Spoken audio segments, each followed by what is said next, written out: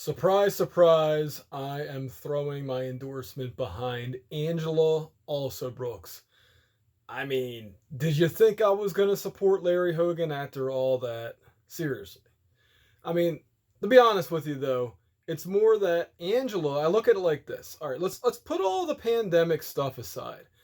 Angela is a middle class raised woman who earned her way through the world. As far as I can tell, she made the right moves and she deserves to get people's vote. I mean, she's going to have the backs of the middle class a lot more than Larry Hogan is. Larry Hogan is a very good pretender. He's a very good, as we say in the hometown that I come from, a really, really good bullshit artist. But at the end of the day, between these two, okay, hey, she had that whole property tax scandal. I get it. That's like the number one thing being put on all the different TV commercials and online video ads and whatever.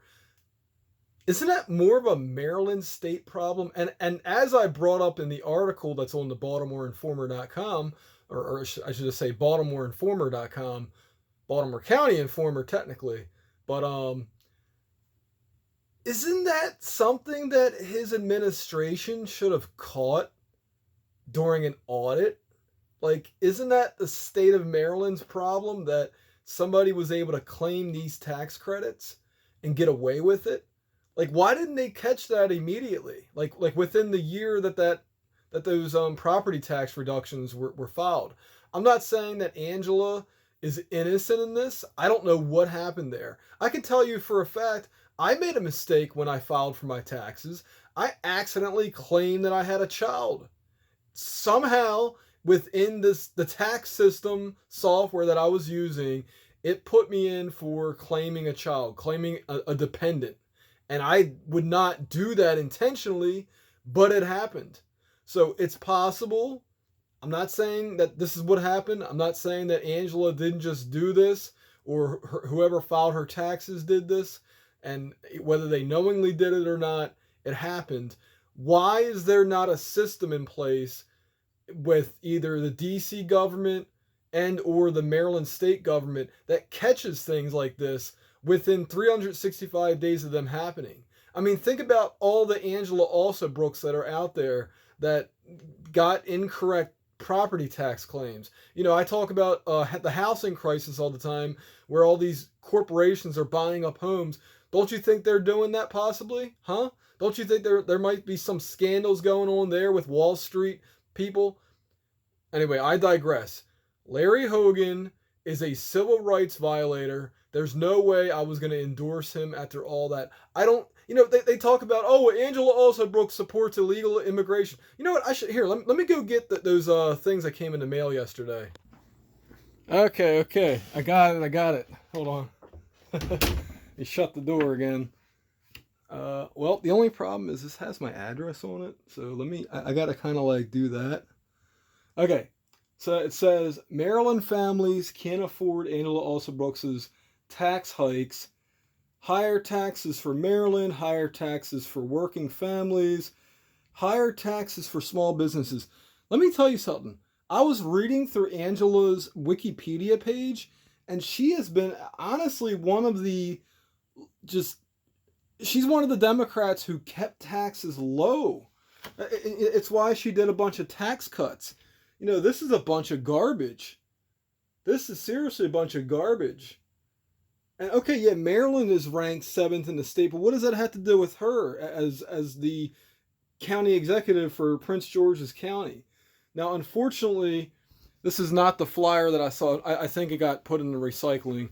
But anyway, look, Angela, again, raised by a car salesman and a receptionist. Okay, she was not raised in this like fancy family like Larry Hogan was, who was born with a silver spoon in his mouth and then given his daddy's business after his daddy was in Congress, and I think his daddy was a county executive.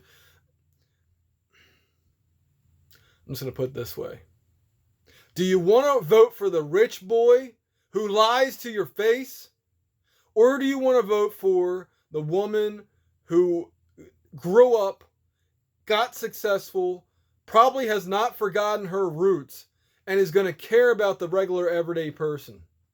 That's how I put it. Put all the pandemic stuff aside, which is what I pretty much did. Although I mean I called him out on it. There's plenty that Larry Hogan did, but Angela's also guilty of that.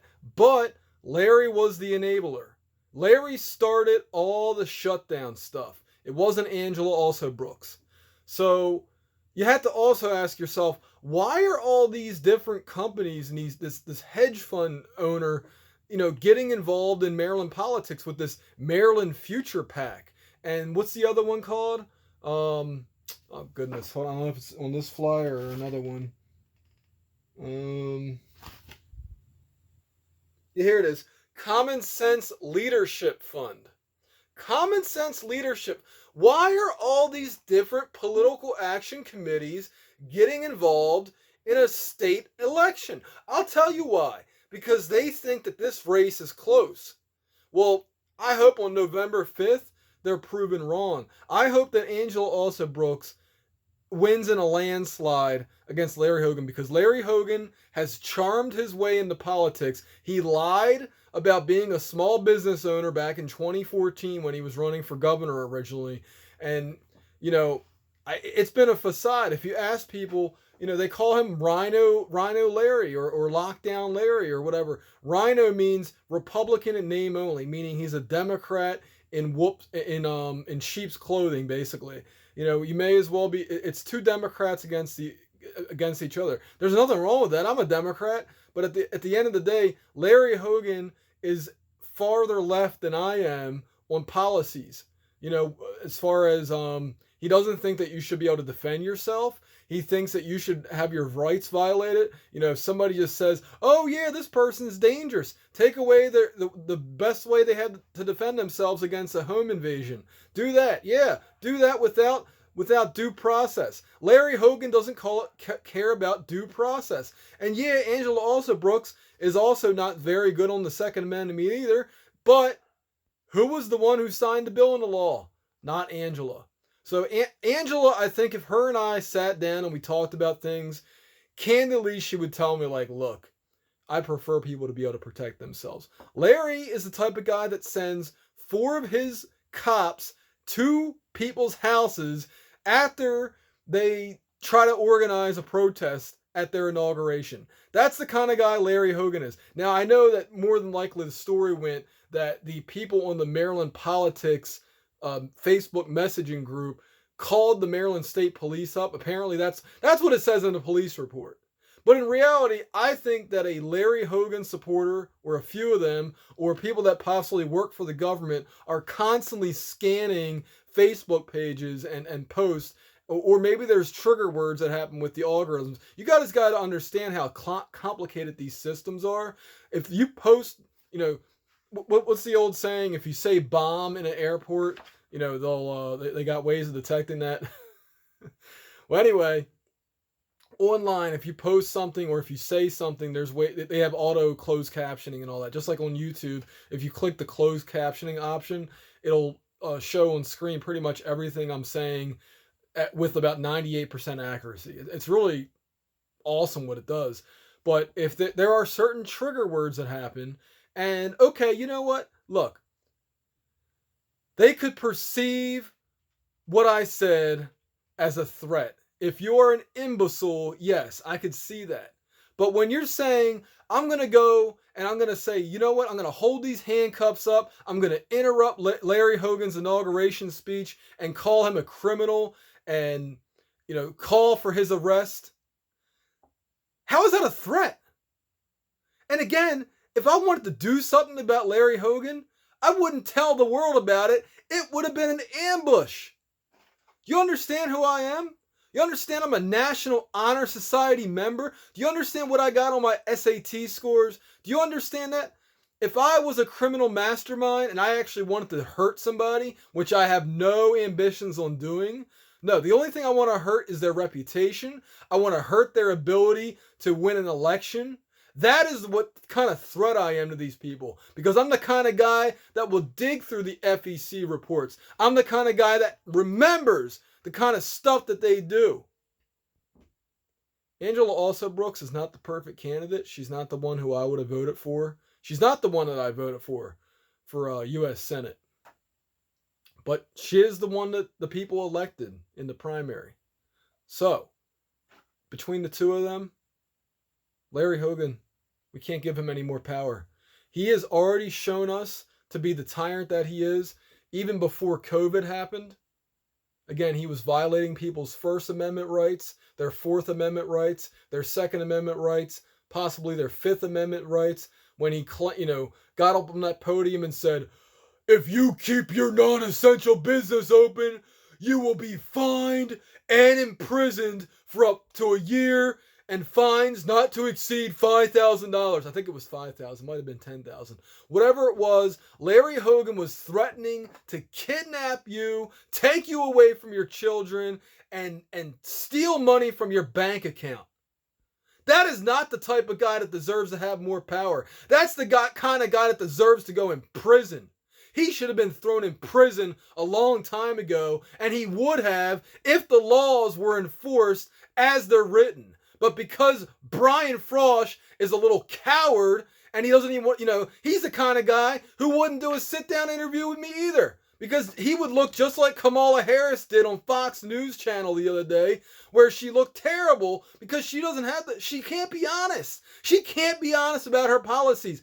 Other than, look, a good leader admits when they're wrong, okay?